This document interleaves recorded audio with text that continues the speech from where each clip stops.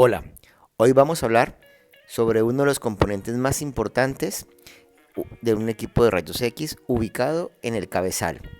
Vamos a hablar sobre el tubo de rayos X. El cabezal, como tal, está compuesto por una cápsula de vidrio completamente llena de aceite.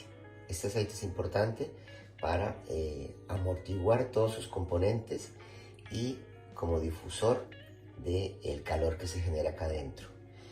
Está el ánodo, está el cátodo y todo está alimentado por dos circuitos. Sobre los circuitos, importantísimo que existen dos circuitos, uno de baja y uno de alta tensión. El circuito de baja tensión alimenta eléctricamente exclusivamente al cátodo.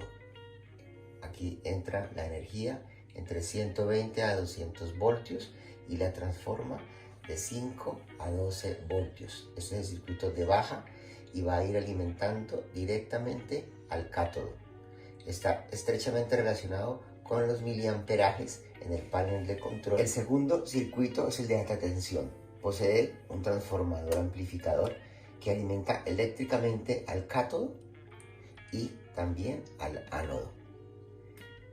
Su principal objetivo es provocar una diferencia de potencial eléctrico entre estos dos componentes del tubo. Se activa cuando se aprieta el botón para producir el rayo X. El circuito de baja siempre se activa una vez se enciende el equipo de rayos. El miliamperaje se controla desde el panel de control. El botón selector de miliamperaje permite controlar el comportamiento del circuito de baja tensión y su objetivo principal es determinar la cantidad de rayos X que se producen en el cabezal. Su relación de cantidad de miliamperaje y rayos X es directamente proporcional. El kilovoltaje determina la diferencia del potencial eléctrico que se produce en el tubo de rayos X entre el ánodo y el cátodo. Esta diferencia de potencial eléctrico es directamente proporcional al kilovoltaje seleccionado y determina la cantidad o capacidad de penetración de los rayos X producidos. Permite controlar desde el panel de control el comportamiento del circuito de alta tensión. Una vez encendido el equipo de rayos X, se activa el circuito de baja tensión. Pasamos de 120 o 240 voltios a 3 o 12 voltios. En ese momento se va a producir una nube de electrones, la cual va a marcar la cantidad de rayos X que se van a producir. Como decíamos anteriormente, siempre va a depender de la cantidad de miliamperaje que tenga. Entonces, el circuito de baja siempre va a estar relacionado con el cátodo del cabezal. Esto es la copa de molibdeno y este filamento es el filamento de tuxteno. ¿Por qué tuxteno? Porque aguanta o soporta el calor que se produce, la alta tensión que se produce. Y esta copa de molibdeno es una copa formadora o una copa que va a permitir direccionar esa nube de electrones que se está formando cuando se enciende el equipo. El circuito de alta tensión tiene un transformador amplificador, pasando la energía de 110 voltios a 110 o 220 voltios a 60.000 voltios o 70.000. Los dos terminales eléctricas del circuito de alta tensión alimentan entonces el cátodo y el ánodo.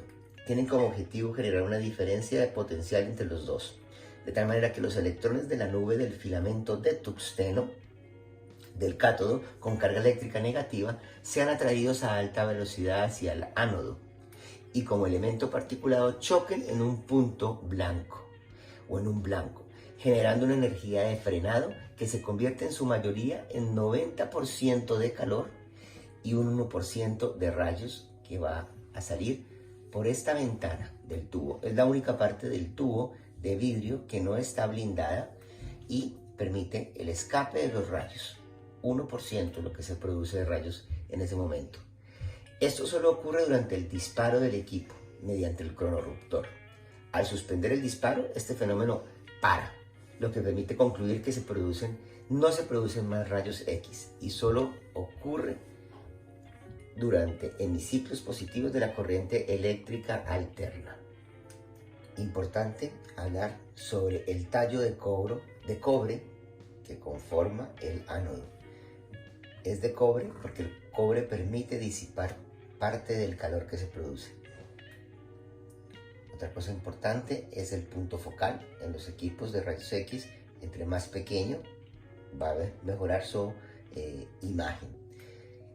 Como lo hemos visto anteriormente, recuerden que la producción del rayo, estos rayos desde su origen comienzan a tener una forma divergente.